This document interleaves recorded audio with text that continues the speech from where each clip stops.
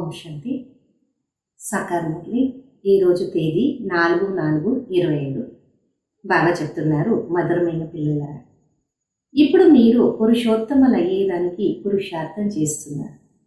పురుషోత్తములైనారు దేవతలు, ఎందుకంటే వాళ్ళు పావనంగా ఉన్నారు. మీరు పావనంగా అవుతున్నారు. ప్రశ్న: అనంతమైన తండ్రికి మీరు పిల్లలు శరణము ఎందుకు వచ్చినారు? ఉత్తరము: ఎందుకంటే మనము కచడా డబ్బాలా పడి ఉండేవాడు. బాబా మనల్ని కచడా డబ్బానికా తీసి సుందరమైన పుష్పాలుగా చేస్తున్నారు. అసురి అవగుణాలకి దైవీ గుణవంతులుగా చేస్తున్నారు. డ్రామా అనుసారంగా బాబా వచ్చి మనకి కచడా డబ్బానికా తీసుకొని దత్తు తీసుకొని తన వాళ్ళగా చేసుకున్నారు. ఈరోజు పాట: ఎవరు వచ్చినారు తెల్వారి తెల్వారి. వంశానికి రాత్రుల్ని పగలుగా చేసేదానికి బాబా వచ్చినారు కదా. ఇప్పుడు పిల్లలకి తెలుసు బాబా వచ్చినారు. ముందు మనము శూద్ర వర్ణంలో ఉండేవాళ్ళు శూద్ర బుద్ధిగా ఉంది. వర్ణాలు చిత్రాలు కూడా చెప్పేదానికి చాలా మంచిగా ఉంది. పిల్లలకు తెలుసు మేము ఈ వర్ణాలు అనే చక్రంలా ఎలా వస్తాము. ఇప్పుడు మనకి పరంపిత పరమాత్మ శూద్రుల్ని ఇంకా బ్రాహ్మణులుగా చేసినారు. కల్పమని సంగమ యుగంలో మనం బ్రాహ్మణులు అవుతాం. బ్రాహ్మణులకి పురుషోత్తములు అని చెప్పలేదు. పురుషోత్తములు అని దేవతలకి అంటారు. బ్రాహ్మణులు ఇక్కడ పురుషార్థం చేస్తున్నారు పురుషోత్తములు అయ్యేదానికి. పతితుల నుండి పావనం అయ్యేదానికి బాబాని పిలుస్తారు. మిమ్మల్ని మీరు అడగండి, మనం పావనంగా ఎక్కడి వరకు అయినాము? స్టూడెంట్ కూడా చదువు కోసము విచార సాగర మంతనం చేస్తారు కదా. అనుకుంటారు ఈ చదువుని ఇంకా మనము ఇలాగైతాము. మీ పిల్లలు ఒక బుద్ధిలో ఉంది. ఇప్పుడు మనం బ్రాహ్మణులు అవుతున్నాము దేవతలు అయ్యేదానికి. ఇదేంది అమూల్యమైన జీవితం. ఎందుకంటే మీరు ఈశ్వరీయ సంతానం కదా. ఈశ్వరుడే మీకి రాజయోగం నేర్పిస్తున్నారు పతితుల నుండి పావనంగా అయ్యేదాన్ని. పావనము దేవతలైతారు. వర్ణాల గురించి చెప్పేది చాలా మంచిది. సన్యాసీలు ఈ విషయాలపైన స్థిరంగా ఉండరు. బాకీ 84 లెక్కాచారము అర్థం చేసుకుంటారు. ఇప్పుడు అర్థం చేసుకుంటారు మన సన్యాసి ధర్మం వాళ్ళు 84 జన్మాలు తీసుకోరు. ఇస్లాం బౌద్ధి వాళ్ళు కూడా అర్థం చేసుకుంటారు మనము 84 జన్మాలు తీసుకో. పునర్జన్మంలో అయితే వస్తాం, అయితే చాలా తక్కువ. మీరు చెప్పేటప్పుడు తక్షణం వాళ్ళకి అర్థమైపోతుంది. చెప్పేదానికి కూడా యుక్తి కావాలి. ఇప్పుడు పిల్లలు సాన్నిధ్యంలో ఉన్నారు. బాబా బుద్ధిని రిఫ్రెష్ చేస్తున్నారు. ఎలాగా పిల్లలు ఇప్పుడు వచ్చి రిఫ్రెష్ అవుతారో అలా మీరు ప్రతిరోజు బాబా ఇంకా రిఫ్రెష్ అవుతారు, ధారణ చేస్తారు. బుద్ధిలా ఈ ఆలోచన రావాలి. మనమే 84 జన్మాలు ఎలా తీసుకుంటాము? ఎలాగా శూద్రుల్ని ఇంకా బ్రాహ్మణులు అవుతాము. బ్రహ్మ ఒక సంతానము, బ్రాహ్మణులు కదా. ఇప్పుడు బ్రహ్మ ఎక్కడి ఇంకా వచ్చినారు? బాబాని కొంచెం చెప్తున్నారు, నేను వీళ్ళకి బ్రహ్మ అని పేరు పెట్టినారు. ఇక్కడైతే బ్రహ్మ కుమార్ కుమారి అనేది ఒక ఫ్యామిలీ అయిపోయింది.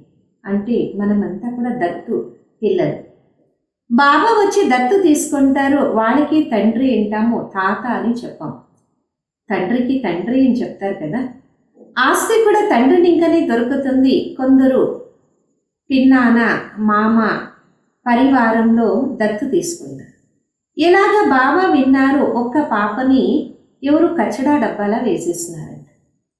మరి ఇంకొకరు దాన్ని తీసుకొని దత్తు తీసుకున్నారు. వాళ్ళ పిల్లలు ఉండేవాళ్ళ కాదు. ఎవరు వడిలా తీసుకున్నారో వాళ్ళనే ఆ పాప అమ్మా నాన్న అని చెప్పింది. ఇదైతే అనంతమైన విషయం. పిల్లలు ఇప్పుడు అనంతమైన కచడా డబ్బాలా ఉన్నారు. విషయ వైతరణి నదిలా ఉన్నారు కదా. ఎంత కల్మషం ఉంది. డ్రామా అనుసారంగా బాబా వచ్చేది ఈ కచడాన్ని ఇంకా తీసి మనల్ని దత్తు తీసుకుంటారు. తమో ప్రధానానికి బాబా ఇక్కడ కచడా అంటున్నారు. అసురీ గుణవంతులు మనుషులు దేహాభిమానంలో ఉంటారు. కామ క్రోధం అనేది చాలా పెద్ద వికారం కదా. మీరు రావణుని ఒక కచడాల పడినారు. వాస్తవంలో రిఫ్యూజీ అని కూడా చెప్పచ్చు. ఇప్పుడు మీరు అనంతమైన తండ్రి ఒక శరణంలో వచ్చినారు. కచడాన్ని ఇంకా తీసి పుష్పాల్లాగా దేవతలుగా చేసి ఈ సమయం మొత్తం ప్రపంచమే కచడా డబ్బాల పడింది. బాబా వచ్చి పిల్లల్ని కచడాన్ని ఇంకా తీసి తన వాళ్ళగా చేస్తున్నారు. అయితే కచడాలా ఉండేవాళ్ళు అలాగే నివసిస్తూ ఉంటారు. కచడాన్ని ఇంకా బయట తీస్తే కూడా వాళ్ళకి మంచిగా అనిపించదు. బాబా వచ్చి అనంతమైన కచడాన్ని ఇంకా తీస్తారు, పిలుస్తున్నారు. బాబా వచ్చి మమ్మల్ని పుష్పాలుగా చేయండి అంట. ఈ ముళ్ళులొక అడవిని ఇంకా మమ్మల్ని ఫ్లవర్గా చేయండి. భగవంతుని ఒక తోట కూర్చోపెట్టండి. ఇప్పుడు అసురులొక అడవిలో మనం పడినాము. బాబా పిల్లలకి గార్డెన్కి తీసుకొని వెళ్తారు. శూద్రుల్ని ఇంకా బ్రాహ్మణులుగా చేస్తారు, తర్వాత దేవతలైతాం. అదే దేవతలు ఒక రాజ్యదాని, బ్రాహ్మణులకి రాజ్యదాని అని చెప్పలేదు. భలే బ్రాహ్మణులు అనే పేరుంది, అయితే బ్రాహ్మణులకి రాజ్యదాని అనేది లేదు. రాజ్యదాని ప్రాప్తి కొరకు బాబా తోడు కూర్చోనున్నాం. అనంతమైన రాత్రి ఇప్పుడు పూర్తి అయ్యి అనంతమైన పగులు ఆరంభమవుతుంది కదా. పాట కూడా విన్నాము, తెల్లవారి ఎవరు వచ్చినారు. తెల్లవారి అంటే రాత్రి పోయింది అంటే స్వర్గం ఒక స్థాపన, నరకం ఒక వినాశనాన్ని చేపిస్తారు. ఇది కూడా బుద్ధిలో ఉంచుకుంటే ఖుషి ఉంటుంది. కొత్త ప్రపంచంలో ఉన్నతమైన పదవి కొరకు ఎప్పుడు తన అసురీ సంస్కారాన్ని చూపించకూడదు.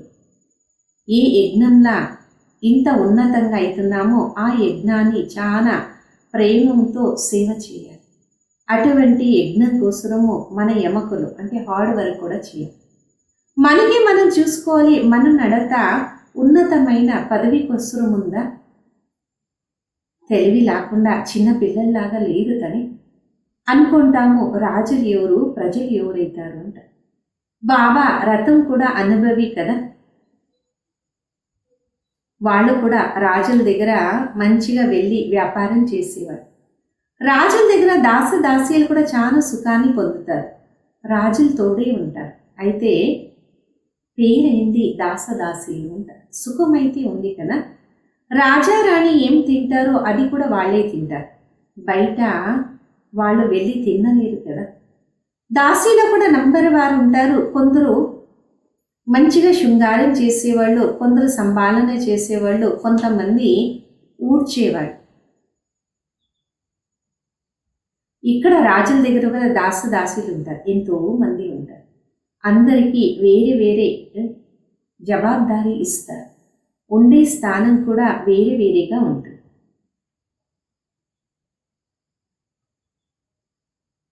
కొంతమంది రాజా రాణి లాగా అలంకారం అయితే చేసుకోరు. ఇలాగా సర్వెంట్ వర్కర్స్ కదా. లోకులు వస్తారు, అయితే వాళ్ళు సర్వెంట్ వర్కర్సే. బాగా మంచిగా చెప్తున్నారు, మీ పైన మీరు దయ చూపించుకోండి. మనం ఉన్నతమవుతున్నామా? మనం ఇప్పుడు శూద్రులు ఇంకా బ్రాహ్మణ అవుతున్నామా?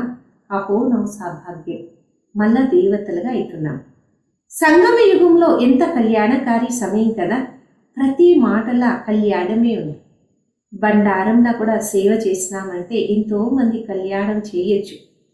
శ్రీనాథ్ ద్వారంలా వంట చేసేవాళ్ళు ఎంత నిశ్శబ్దంగా ఉంటారు. శ్రీనాథ్ని స్మృతి చేస్తూ ఉంటారు. భక్తులు తన భగవంతుని ఒక స్మృతిలో తల్లీనంగా ఉంటారు.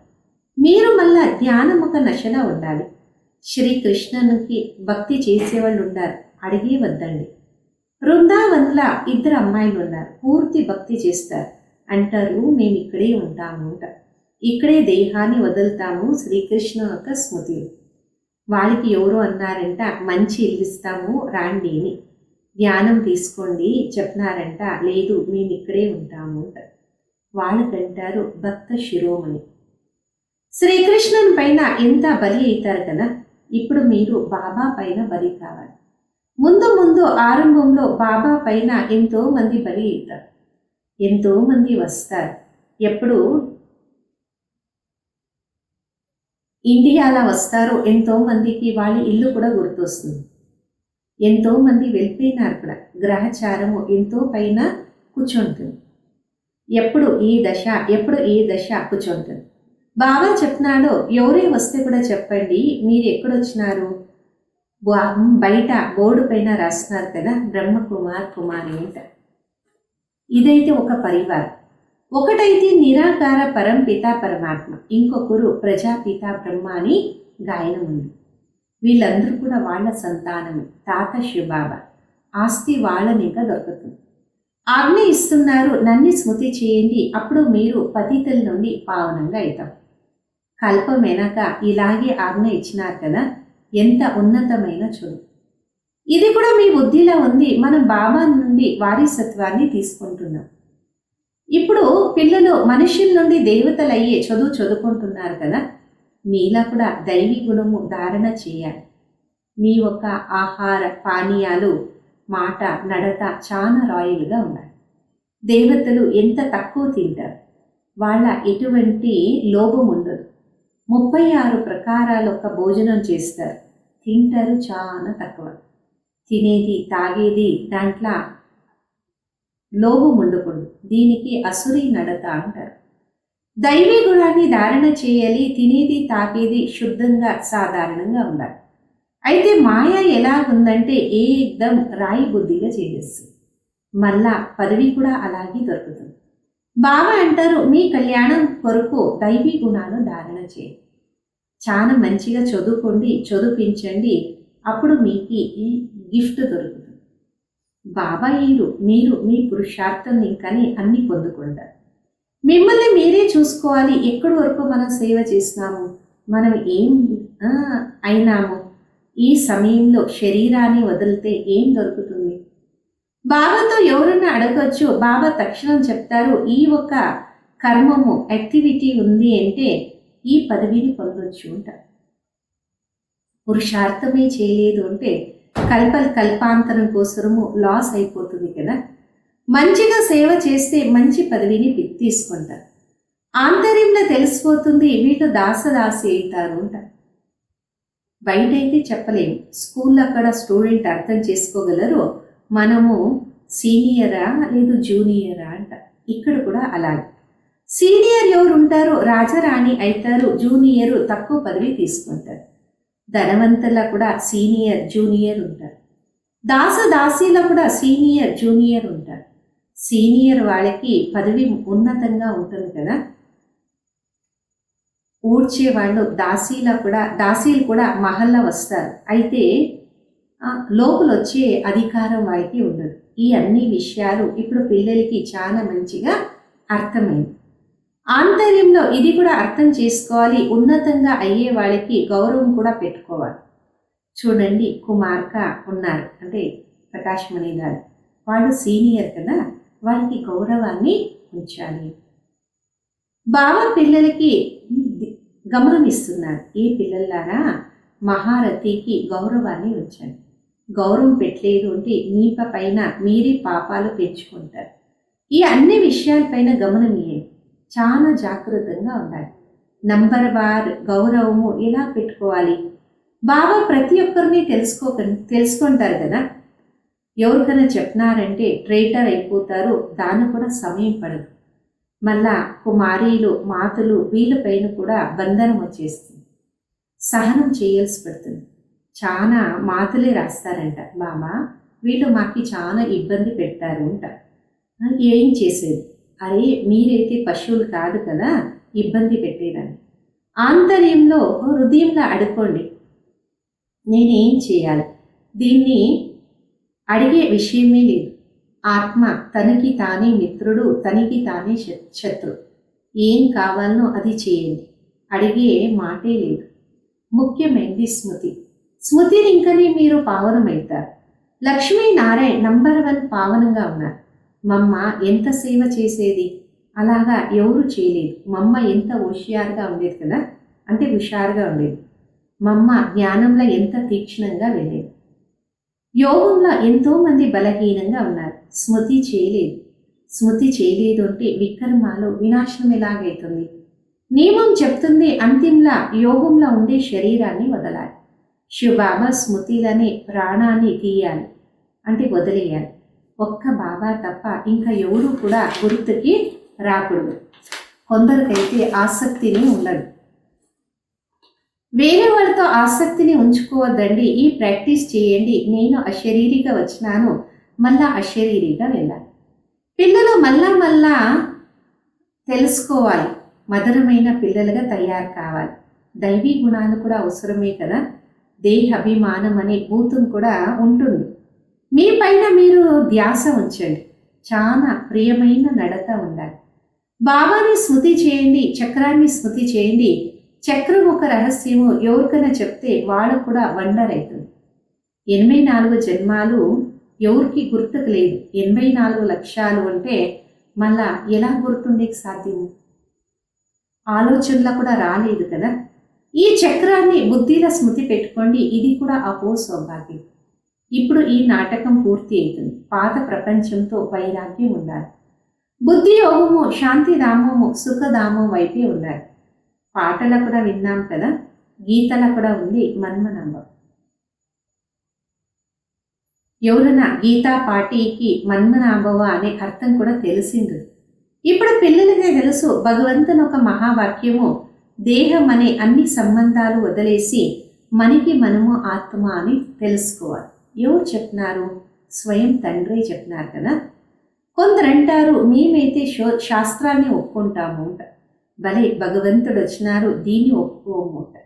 ఖచ్చితంగా శాస్త్రాన్ని చదువుతూనే ఉంటారు. బాబా వచ్చినారు, రాజయోగాన్ని నేర్పించేదానికి స్థాపన జరుగుతూ ఉంది కదా. ఈ శాస్త్రాలన్నీ కూడా భక్తి మార్గం. భగవంతుడికి రావాల్సి పడుతుంది. భగవంతునితో నిశ్చయం ఉంటే వారి సత్వాన్ని తీసుకుంటారు. అప్పుడు భక్తి అనేది తనకు తానే వెళ్ళిపోతుంది. అప్పుడు నిశ్చయం కూడా కలుగుతుంది కదా. అచ్చా, मीठे मीठे सिखिलदे बच्चों प्रति माता पिता बाप दादा का याद प्यार और गुड मॉर्निंग। रूहानी बाप के रूहानी बच्चों को नमस्ते। हम रूहानी बच्चों के रूहानी माता पिता बाप दादा को याद प्यार गुड मॉर्निंग और नमस्ते। धारण కొరకు మొక్కేశారు. ముందు దేవతలు అయ్యే దానికోసము చాలా రాయల్ సంస్కారాన్ని ధారణ చేయాలి. మన ఆహార పానీయాలు చాలా శుద్ధంగా సాధారణంగా ఉంచుకోవాలి. ఎటువంటి లోభం ఉండకూడదు. మన కళ్యాణం కోసము దైవీ గుణాలు కూడా ధారణ చేయాలి. రెండోది, మన పైన మనము ధ్యాస ఉంచాలి. అందరితో చాలా ప్రేమతో నడుచుకోవాలి. మనకిన ఎవరు సీనియర్ ఉంటారో వాళ్ళకి గౌరవాన్ని కూడా ఉంచాలి. చాలా చాలా మధురంగా కావాలి. దేహాభిమానంలా రావద్దు. వరదానం, అయిపోయిన విషయాల్ని కరుణాహృది అయ్యి అడవడించుకునే వాళ్ళు శుభచింతక భవ. ఎవరైనా అయిపోయిన విషయాలు, బలహీనంగా ఉండే విషయాలు వినిపించినారంటే శుభ భావంతో దాన్ని పక్కకి తోయండి. వ్యర్థ చింతన, బలహీన విషయాలు ఎప్పుడు కూడా మీ నోట్ల తావద్దండి. అయిపోయిన విషయాలతో కరుణాహృదిగా అయ్యి మీలో సమావేశం చేసుకోండి. సమావేశము శుభ భావంతో చేసుకొని ఆ ఆత్మ ప్రతి మనసా సేవ చేయండి. భలే సంస్కారాలకి వశీభూతులయ్యి ఉల్టా చెప్పొచ్చు, చేయొచ్చు, వినిపించచ్చు. అయితే పరివర్తన చేసుకోండి. ఒకరిని ఇంకా ఇద్దరు వరకు, ఇద్దరిని ఇంకా ముగ్గురు వరకు ఇలాగా వ్యర్థ విషయాలని మాల తయారు చేయొద్దు. ఇలాగా అటెన్షన్ ఉంచుకోండి అంటే శుభ చింతకలు కాండి. స్లోగన్ను, సంతుష్టమణి కాండి అంటే ప్రభు ప్రియలు, లోక ప్రియలు, స్వయం ప్రియలు అయ్యేది. అవ్యక్త ఇషారా, కంబైన్ స్వరూపముఖ స్మృతి ద్వారా సదా విజయీ కాండి. ఇలాగా శరీరము ఆత్మ కంబైన్డ్గా ఉన్నప్పుడే జీవితం. ఆత్మ శరీరం ఇంకా విడిపోయింది ఏంటి, జీవితము సమాప్తి అయిపోతుంది. అలాగే కర్మయోగి జీవితం అంటే కర్మము మరియు యోగము రెండు తోడుండాలి. యోగం లేదు అంటే కర్మం లేదు. సదా కంబైన్డ్గా ఉన్నప్పుడే సఫలత అనేది లభిస్తుంది. అంశం